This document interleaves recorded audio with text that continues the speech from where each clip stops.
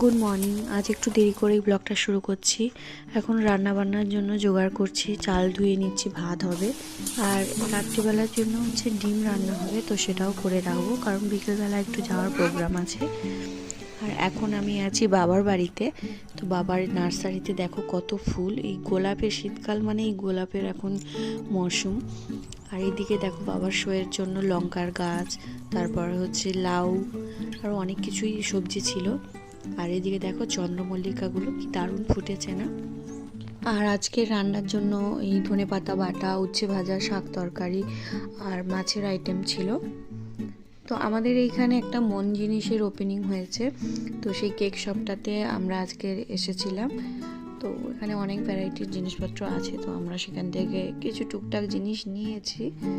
আজকের ওপেনিং ছিল, তো আজকের ওই জন্য কফি দিচ্ছিল সবাইকে।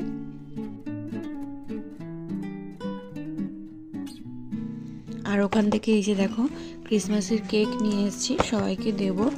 তো এই একটা কেক, আর এখানে একটা বক্স কেক আছে, আর কিছু কুকিজ নিয়ে এসেছিলাম। এই দেখো আমাদের সবার ফেভারিট প্রজাপতি বিস্কিট। তো আজকের এইটুকুই।